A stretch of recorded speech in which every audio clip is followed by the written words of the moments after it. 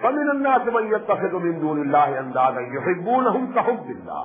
And there are among the people who take, except Allah subhanahu wa ta'ala, other things and make them rivals to Allah subhanahu wa ta'ala, and they become loving them with the love which was due to Allah subhanahu wa ta'ala.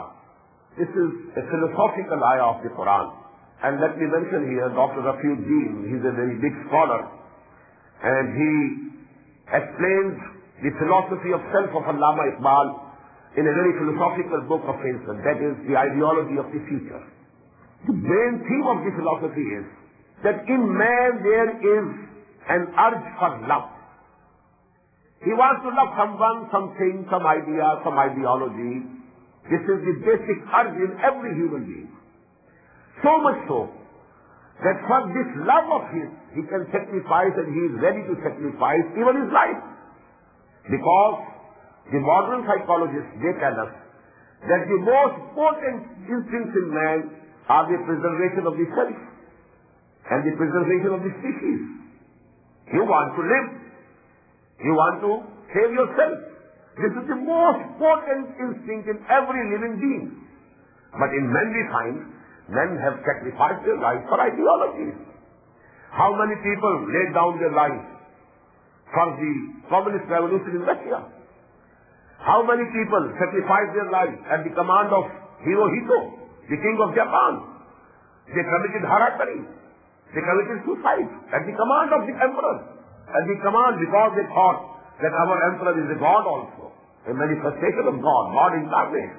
So, out of love for him, they committed harakiri, and that was a special form of suicide. They used to cut their own abdomen with their own hands, with a knife, starting from the lower part of the abdomen till the chest, and person doing it himself, killing himself. So actually, he has decided, has inferred, and has proved that the most basic instinct in human beings is which differentiates them from all animals. Because the most potent animal instinct is to preserve himself.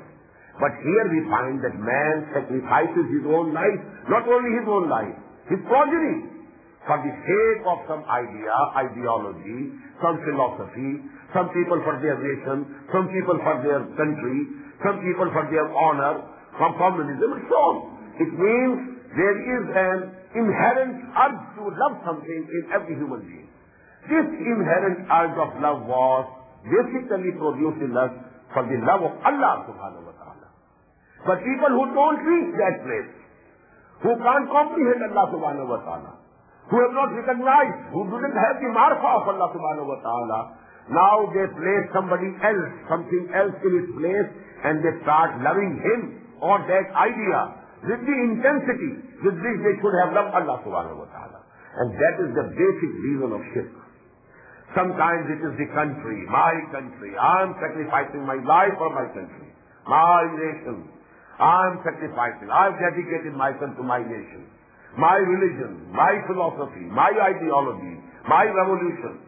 So actually all this was to be for Allah subhanahu wa ta'ala, but people out of ignorance, when they couldn't reach the concept and the marfa, the understanding of Allah subhanahu wa ta'ala, then they place something else at that place. Because if you are very hungry, you eat everything then. Even haram can be eaten at that time. Even the dead flesh, the flesh of a dead animal can be eaten. Because the urge to eat is so strong in you, that if the good food is not available, you are eating very foul food. In the same way, if this urge of love, it is not attached to Allah subhanahu wa ta'ala, it will somehow attach with something else. And that thing will become your God now. Either it is watan, or it is form, nation, or country, or some idea, or some ideology. وَمِنَ النَّاسِ مَنْ يَتَّخِذُ مِن دُونِ اللَّهِ أَنْدَادًا يُحِبُّونَهُمْ كَحُبِّ اللَّهِ. There are from among people who take or make something rival to Allah, and they start loving them, loving that thing, just as they should have loved Allah subhanahu wa ta'ala, كَحُبِّ اللَّهِ وَالَّذِينَ آمَنُوا أَشَدُّ حُبًّا لِلَّهِ. And those who have real faith, who have reached Iman, who have reached the gnosis of Allah subhanahu wa ta'ala, who have got the marfa of Allah subhanahu wa ta'ala, they love Allah subhanahu wa ta'ala more than anything. وَالَّذِينَ آمَنُوا أَشَدُّ حُبًّا لِلَّهِ. Now this is the essence of Iman. And this is the criterion on which we can assess ourselves. Is Allah more dear to us than our own life? Is Allah more dear to us than our sons and daughters and parents or our wives? Is Allah more dear to us than all the wealth of the world? If the answer is yes, Allah is more dear to me than anything else, then it is Iman. Thank God that you have the Iman. And if anything is there which is more dear to you than Allah, then that is your God, not Allah. If you love wealth more than Allah, the wealth is your God, not Allah subhanahu wa ta'ala. That is why the Prophet said, Sayaqool dinar wa abdul dirham. Woe to the bondsman of dirham and dinar, because whosoever loves this wealth, dollar, more than Allah subhanahu wa ta'ala, dollar should come, money should come, rupee should come. Whether it is coming from halal or haram, I don't care. It means it is more beloved to you. It's more dear to you than Allah subhanahu wa ta'ala. So you may be having the name of Abdul Rahman, but actually you are Abdul Dinar, you are Abdul Dirham. Ta'is Abdul Dinar wa Abdul Dirham. Woe to the Abdul Dinar and Abdul Dirham, a man who is a bondsman to Dinar and Dirham. So whosoever is most loved by you, he is actually your Lord, he is actually your God, and you are worshipping him. وَالَّذِينَ آمَنُوا أَشَدُّ حُبًّا لِلَّهِ. And those who have real Iman, they love Allah more than anything else. Let me quote here the ayah number 24 of Surah At-Tawbah. قُلْ إِنْ كَانَ آبَاؤُكُمْ وَأَبْنَاؤُكُمْ وَإِخْوَانُكُمْ وَأَزْوَاجُكُمْ وَعَشِيرَتُكُمْ وَأَمْوَالٌ اقْتَرَفْتُمُوهَا وَتِجَارَةٌ تَخْشَوْنَ كَسَادَهَا وَمَسَاكِنُ تَرْضَوْنَهَا أَحَبَّ إِلَيْكُم مِّنَ اللَّهِ وَرَسُولِهِ وَجِهَادٍ فِي سَبِيلِهِ فَتَرَبَّصُوا حَتَّى يَأْتِيَ اللَّهُ بِأَمْرِهِ. Say to them, O Muhammad sallallahu alayhi wa sallam, if your fathers and your brothers and your sons and your wives or spouses or your relatives and the wealth that you have gathered and the business about whose, you are always hearing about some recession, and of the big buildings that you have built, which you very much like, if all these eight things are more dear to you than Allah and His Messenger and going to jihad for the cause of Allah, then go and wait till Allah subhanahu wa ta'ala declares His final judgment, and Allah is not going to guide such rebellious type of people. Now this is actually the criterion of Iman.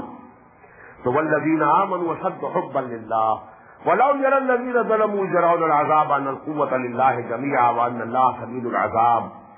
And only if these people who have committed sins, who have been unjust, who have done shirk, because this is the description of shirk, if they could see the azab, if they could see the moment, if they could visualize the time, then they will see the azab and the punishment and the chastisement, and they will clearly understand that time, أَنَّ الْقُوَّةَ لِلَّهِ جَمِيعًا, that all authority is with Allah, وَأَنَّ اللَّهَ شَدِيدُ الْعَذَابِ, and that Allah is very severe in punishment.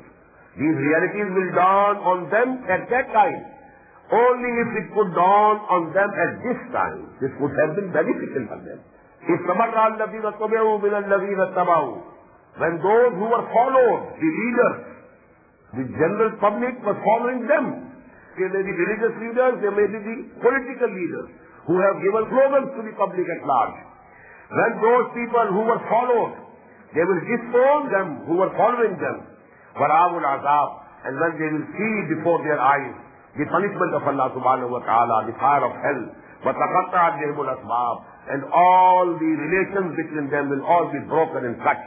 وَقَالَ الَّذِينَ اتَّبَعُوا, and at that time those people who were followers, who were following the leaders, the religious or the political leaders, they will say, لَوْ أَنَّ لَنَا كَرَّةً, if there can be a returning for us to the worldly life again, فَتَبَرَّأَ مِنْهُمْ كَمَا تَبَرَّأُوا مِنَّا, we will also sever all relations from them. We will disown our leaders, the religious as well as the political leaders, as they have disowned us today.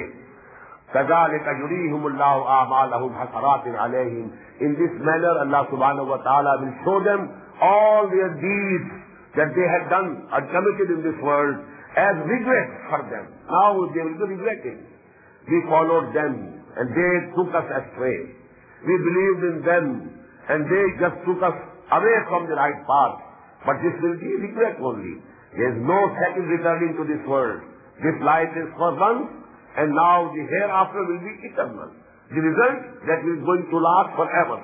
وَمَا هُمْ بِخَارِجِينَ مِنَ النَّارِ, and they will not be able to come out of this fire.